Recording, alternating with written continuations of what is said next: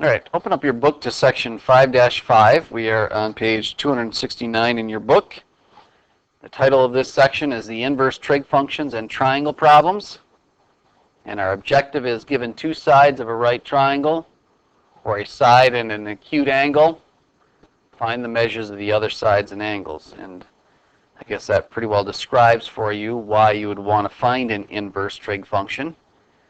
On some problems, you know the angle, that's our input, and you can plug that into your trig function and you can figure out then the corresponding relationship between two sides, or solve for one side there if you need to, because the output is that relationship. But other times you know the side relationships between these sides of your triangle and you're trying to figure out what the input is, what's the angle.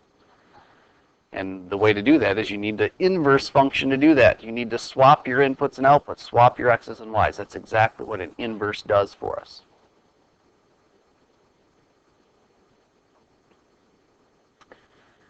All right, so just a little recollection here, going back to the first chapter in our book. We talked about inverse functions. And if you recall in that section in the book there, we said that if you have a function, f of x, that's equal to some value of 0.8, for example, then that's the exact same thing as saying the inverse function of f, evaluated at 0.8, is equal to x. That is, when you plug in a value into your function and you get a number out,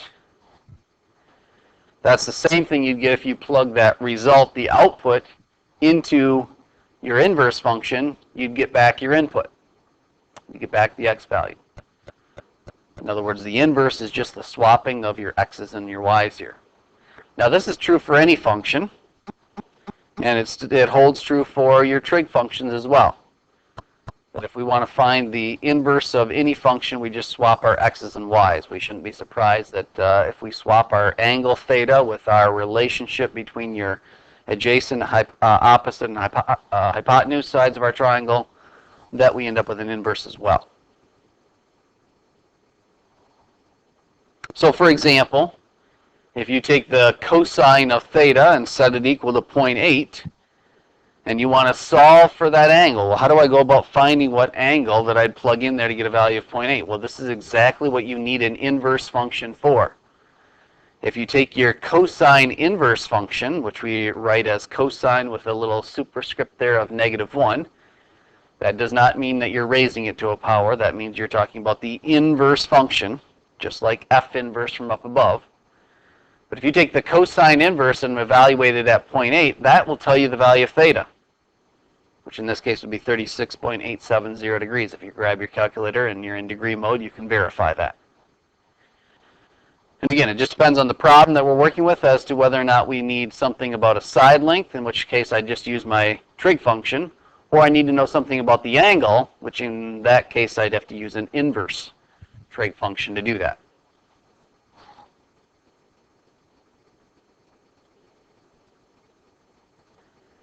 All right, one thing to note here about the inverse function, just to make sure we're clear on what that does and does not represent.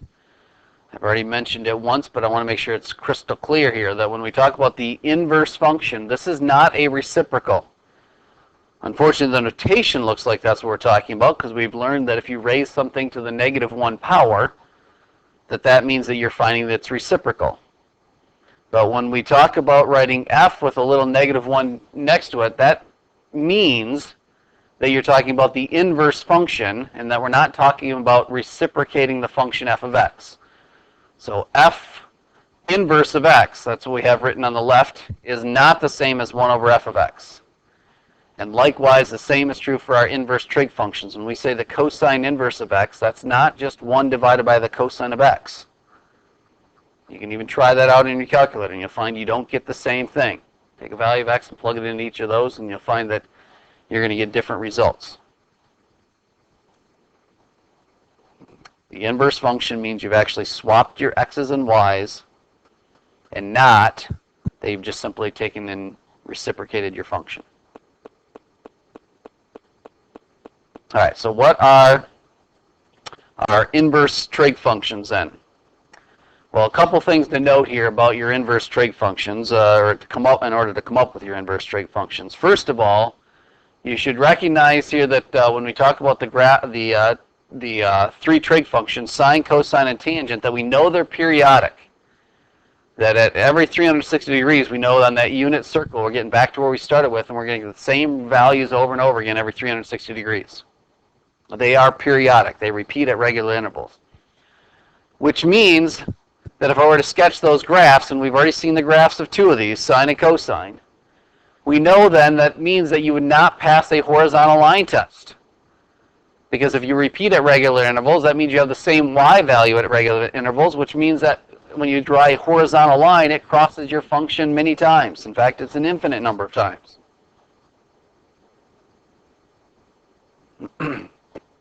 So what does that horizontal line test tell us? Well, it tells us whether or not our function's invertible.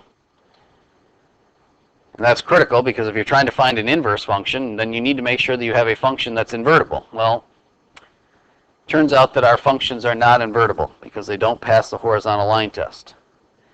But we do have a solution to handle that. If it turns out that your function's not invertible, you can make it invertible by restricting its domain. So that instead of it repeating at regular intervals, that it never repeats. So we're going to chop down these trig functions so that they are no longer periodic on the domain we're considering, and thus they will pass the horizontal line test, and thus they will be invertible, and thus we can talk about their inverses.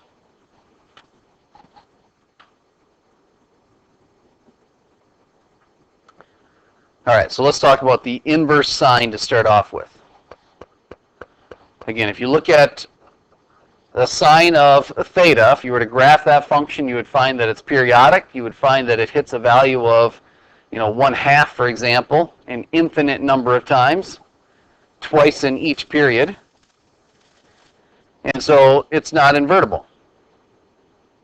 So what do we do? Well, we're going to restrict the domain on the sine of theta down to the domain from negative 90 degrees to positive 90 degrees.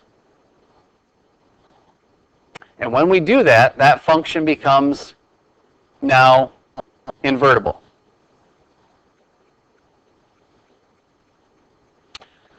So the inverse sine says the following here. If you have theta is equal to the sine inverse of x, that means the exact same thing as the sine of theta is equal to x. If you have one of those equations written down, you can immediately write the other one down because those are synonymous on this restricted domain. And our restricted domain, again, is that theta is from negative 90 to positive 90, including the endpoints there. If you think about theta as an angle that we're sketching in the standard position, then angles of negative 90 all the way up to positive 90 would mean that you're in quadrants 1 and 4. If you look at the sketch that we have over there on the right, again, your positive x-axis is 0 degrees, your positive y-axis is positive 90. If you go clockwise, then the negative y-axis is negative 90. So that means if I'm talking about angles between negative 90 and positive 90, we're talking about angles that fall in the first and fourth quadrant. So there's two ways you could think about this. If you want to think about it as an angle sketched in standard position, you can think about what quadrants we're talking about that angle would fall in, the terminal side of that angle. Or if you want to think of it graphically, what does that mean? It means that we're only working on the domain there from negative 90 to positive 90. All right, and you'll find that your sine function goes through all its values all the way from negative 1 to all the way up to positive 1 on that particular domain.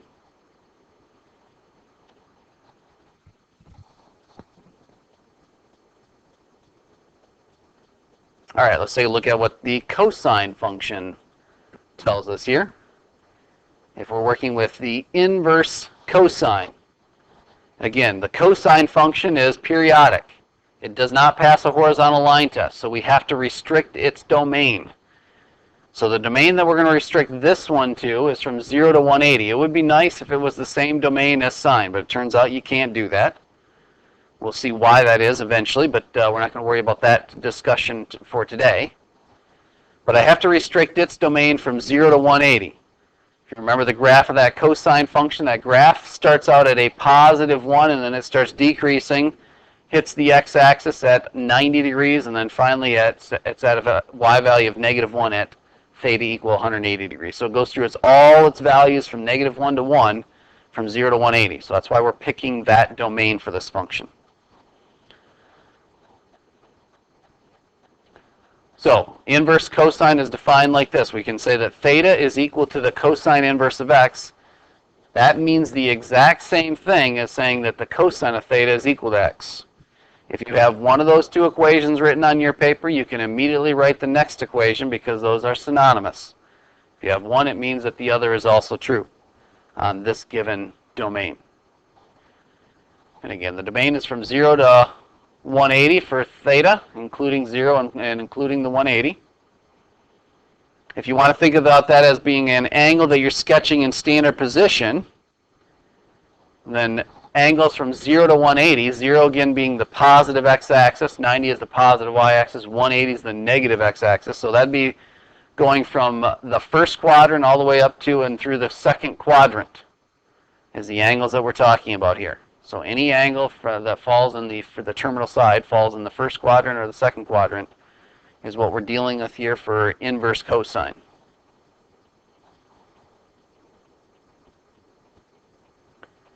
And for the last one, our inverse tangent. For inverse tangent,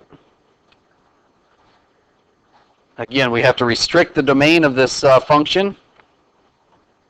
And we have to restrict its domain because, again, it's periodic. It's going to repeat itself at regular intervals. So we have to restrict its domain down to negative 90 to positive 90. And we don't include the endpoints here. And that's because of the fact that when you look at this trig function there and its definition in terms of u, v, and r, it's v over u.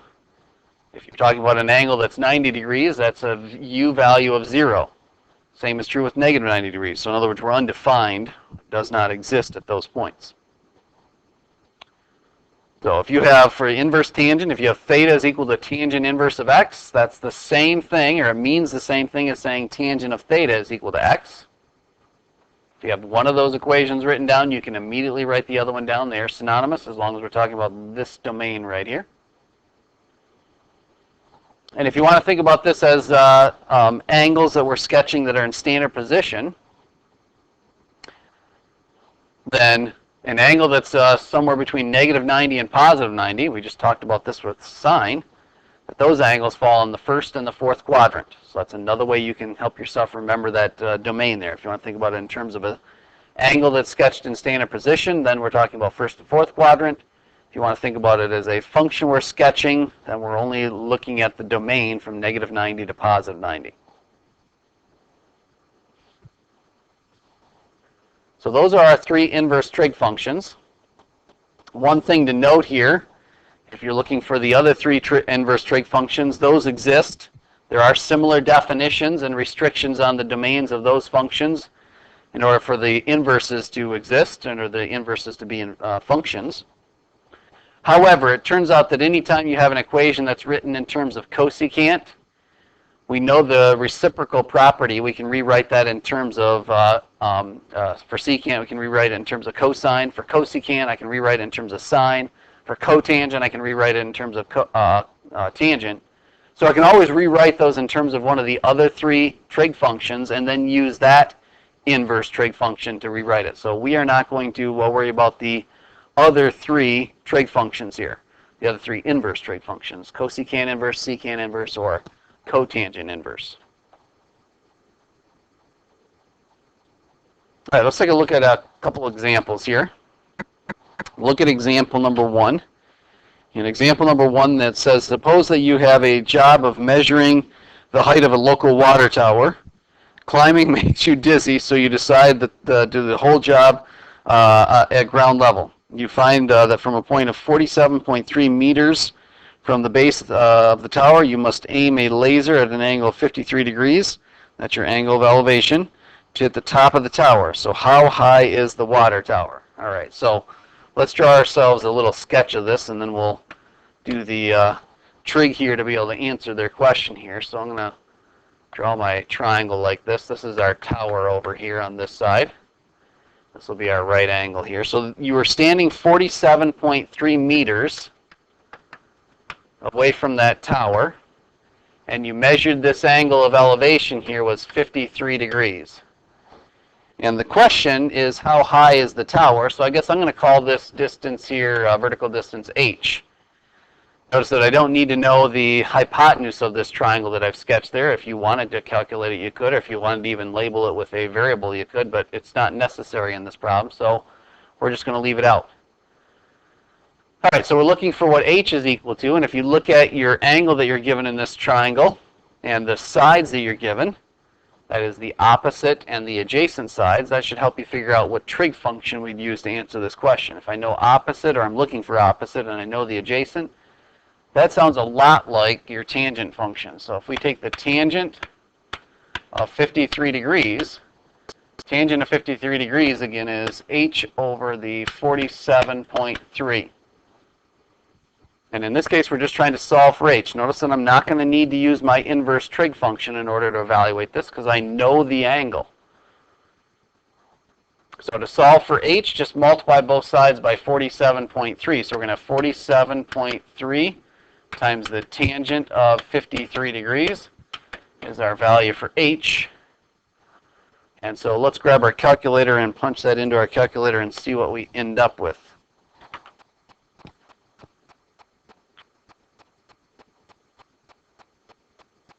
All right, so with your calculator, let's calculate 47.3 times the tangent of 53 degrees. And you do want to make sure you're in degree mode here again before you do that calculation, but we get 62.7692. In fact, let me grab a snapshot of that.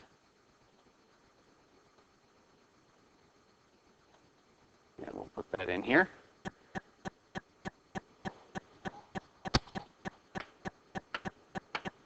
And so we get, I'm going to write h equals 62.769. And make sure you include units here. The horizontal distance there was measured in meters, so this would also be measured in meters. So it turns out the height of our tower is just less than 63 meters is what we've come up with without having to climb the tower. All right, let's take a look at the next example. Example number 2 there on page 271 on the next page says, as a ship is passing through the Strait of Gibraltar along a straight path, at its closest point of approach, Gibraltar radar determines that the ship is 2,400 meters away. Later, the radar determines that the ship is 2,650 meters away. All right, so the first question is for part A, by what angle theta did the ship's bearing from Gibraltar change? So the first thing you should notice there, when you're asked to find an angle, when you're looking for the angle theta, we're going to have to use an inverse trig function at some point in time to answer that question. All right, so let's again start out with a sketch of what this thing looks like. That'll help us out here. Even if they give you a sketch in the book there, I would sketch it each time there. So they say that your Gibraltar is right here. I'll just say Gibraltar. Okay. And this is our ship down here. Our ship is moving in this direction. And it says that at its closest approach, Gibraltar determines that you're 2,400 meters away. So this distance right here is 2,400 meters. And then some later time there, it measures that you're 2,600 meters away. So after you get to this point over here, we're at 2,650. All right, so we got ourselves, again, a nice little right triangle. And we're looking for how much this angle has changed. That's what part A is asking. By what angle theta did the ship's bearing from Gibraltar change? So we're looking for this angle here, theta. All right, so for part A, again, look at the triangle you have there and the sides that you're given, and think about their relationship to help you figure out what trig function we're going to use. I have the adjacent side is the 2,400, the hypotenuse is the 2,650. So if I've got adjacent and hypotenuse, that sounds like cosine. So the cosine of theta is equal to, it's the 2400 divided by the 2650. And now, again, notice that you're looking for theta, so that means that I need to rewrite this using my inverse trig function. If I have cosine of theta is equal to x, I can rewrite that as theta is equal to the cosine inverse of x, where for us here the x is the 2400 over 2650. And let's grab our calculator and evaluate to find out what exactly is that angle.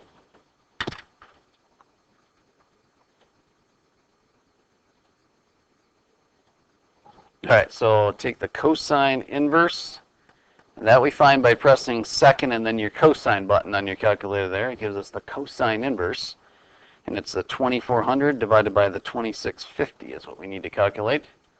And again, make sure you're in degree mode for this here, but we get 25.087 or 88, I guess. Here, let me just grab a picture of that.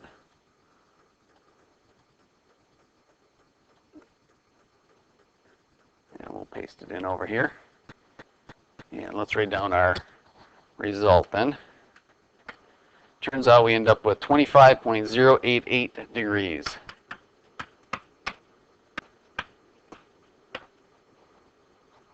All right, that is our angle there. Let's take a look at part B then.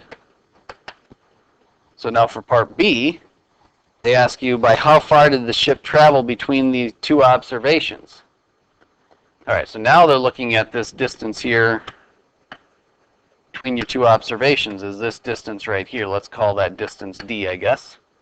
So now they're asking us to find out what does D equal. Well, I guess you actually have a couple of ways you could solve this.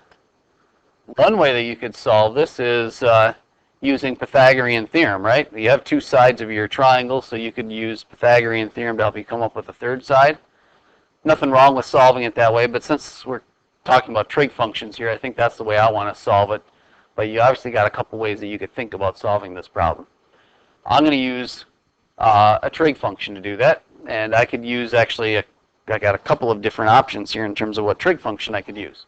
I know the adjacent side, I know the hypotenuse, and I'm looking for the opposite side. So you could pick kind of almost any combination there that you want, and that involves the side you're looking for and one of the other two sides that you know. I'm going to go ahead and just use sine for this, but you could use tangent. In fact, you could use any of your reciprocal functions too. But I'm going to say that the sine of theta, which is known, we now know what theta is equal to from the previous problem, is equal to D over 2400. So in other words, if I want to solve for D, which is what I'm looking for, just multiply by my 2400. 2400 sine of theta is equal to D. Again, theta is the value that we just calculated from part A, so let's go ahead and evaluate to find out what D is equal to. It's turned out to be. So grab your calculator here and let's try that.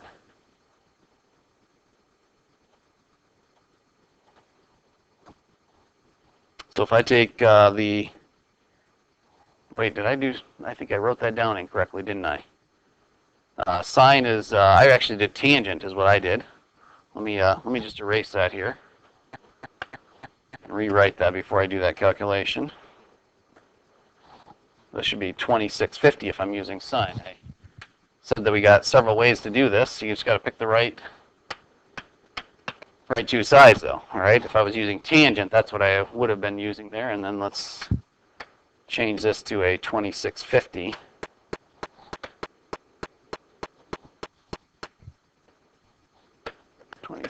There we go. All right, so now let's grab our calculator and see what we end up with.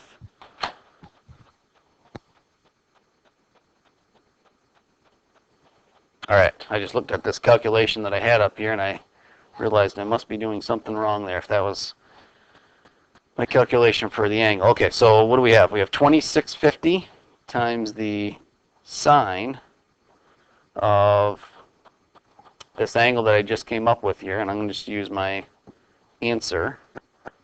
I'll grab that result there and give me the value of 1123.610. In fact, let me grab a picture of that. Copy that. And we will paste that in here.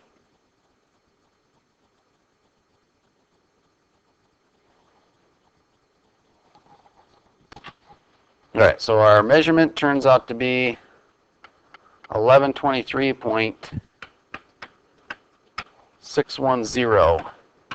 And again, include units here. They told us that the ship was 2,400 meters away, and then it was 2,650 meters. Those are both in meters. So our answer here is in meters as well. All right, that's as far as we need to go here in the first part of section 5-5.